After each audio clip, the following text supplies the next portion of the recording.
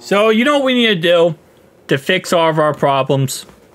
Let's go trade for Justin Jefferson and Micah Parsons. Let's go do it.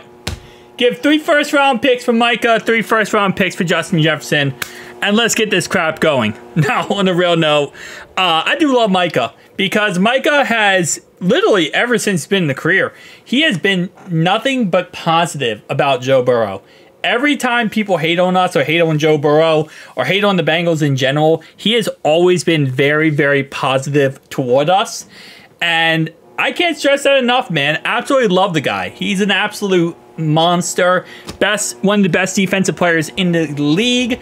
And the non-stop support toward our team, I gotta give him a crap ton of support here. So he talks about why people need to stop overreacting to our loss versus the Patriots, and why Joe Burrow will be fine and everything will be fine. So let's go ahead and listen up. Some overreactions of the week. I'm gonna go with the Joe Burrow, the not top 5 quarterback realm, the Kirk Cousins not worth his money, and I'm gonna just say that off rip because one, realize Joe Burrow did not have T. Higgins. Like, let's be real. Let's be so for real. He did not have T. Higgins. T. Higgins was out. Jamar Chase just now started to enter back. He just came back after missing most of camp because of not getting his contract extension. So what's that? You had a Jamar Chase that his timing was not, you know what I'm saying? Timing was not great. The timing, it takes a lot. Like, maybe Dak and CD's timing, like, CD's probably could go for 100 or some plays that CD was like, man, I wish I could get back. Just because the timing, you get that week of preparation, but it's not the same preparation as, like, full speed, going against another team and things like that. You know what I'm saying? You want to have that live action. I think it's a big overreaction, bro. That almost sounds like we should be doing preseason. That sounds like preseason football. Holy crap. Micah, you solved the problem. No, I'm just kidding. Yeah, no. It's funny, too, because, what was it, a week ago about when our boy on Twitter, what's the guy's name? Why can't I not think of the quarterback that failed? I can't think of his name for some reason. It's almost like, not many people can. Claimed that T. Higgins potentially was not the guy. He doesn't know if he's the guy. He doesn't know if he could be that, like, he can really be the best player on our team receiver-wise or be a great receiver for us. And what's funny is, without him, we struggled. Now, on the real note, though, yeah, T. Higgins not being there definitely sucked. It definitely takes away from our offense.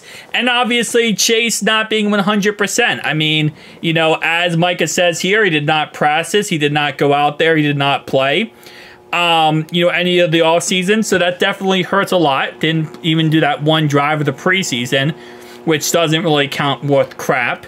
But still, he didn't do any of that. And then also the play calling was absolute garbage. You had Joe nursing his, inflammation in his wrist. Apparently, according to Zach Taylor, we went into this game with the mentality that we were going to freaking slaughter them 21-0 within seconds. So yeah, there's a lot of everything is a problem. But that's why we keep everything to last week. We got to box everything up and keep it to last week and just focus on this upcoming week versus the Kansas City Chiefs, and we'll be fine. We absolutely will be fine. Anyone who says Joe is not a top 5 quarterback is just smoking. Whatever they're smoking, I don't want whatever they're smoking, because clearly whatever they're smoking is insanely bad for you, because delusions apparently are also part of that smoking there. But yeah, no, Joe Burrow 100% is a top 5 quarterback. That's not a question. You give Andy Reid Joe Burrow has 20 Super Bowls. With that play calling that Andy Reid has is phenomenal outside of this world type play calling. He has 20 some odd Super Bowls, 100%. So I'm not looking too far into this whole situation. I think it's a very lack of play calling when it comes to Zach Taylor. But it is what it is, we're just going to have to deal with what we have to deal with and move forward. But when it comes to Joe Burrow is going to be fine. Anyone who thinks he's not going to be fine, you're crazy. He just has to get over this injury and get through this injury, which shouldn't be that big of a deal, in all honesty. Because as weeks go on, as time goes on, he'll get better and better. Again, outside of this next game, you know, which is going to be the Chiefs game, which again, you know, as I'm feeling more and more, I think we can win this game. Then we have, you know, a little bit of a nice 3-game split. Actually, no, we have 2-game split between the Commanders and then the Panthers, which should be easy. Well, not easy, but easier. Should never look at another game this year and say it's easy because of what happened in that Patriots game. But then after that, we do play the Ratbirds and so on and so on. But again, like I said, I have a lot of hope. I really do. I have a lot of faith in our team to get the job done. Obviously, like Micah said, you know, that's it's week 1, man. We've had a lot of problems every year early in the season. We always do because, you know, Zach does not want to practice in the preseason. He doesn't want us guys to go out there in the preseason. So we bring problems in the preseason to the regular season. And then we kind of have to hash them out early. And it's going to happen until we change that, until we change that philosophy. I understand the idea, and I don't really talk about it as many times in videos, but I think the reason why Zach does that, by the way, is because he doesn't want injuries.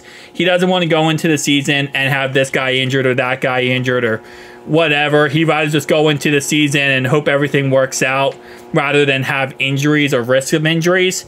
But, I mean, that's football, man. You know, injuries are going to happen. You can't really stop them or prevent them. But what you can do is gear yourself up to be the best you possible by just going out there and actually playing your guys and getting them ready. So, it is what it is at the end of the day. But shout out to Micah Parsons. Again, freaking love this guy. Talking nothing but positive about us. And I think right now, with everyone crapping on us and everyone taking their shots and, you know, going for us, I think this is a really nice... It's a really nice refresher to have somebody kind of go the opposite angle and kind of, you know, be more on our side about things. But it is what it is. We'll be fine. It's a long season. We're going to get going, guys. Play the Kansas City Chiefs this week.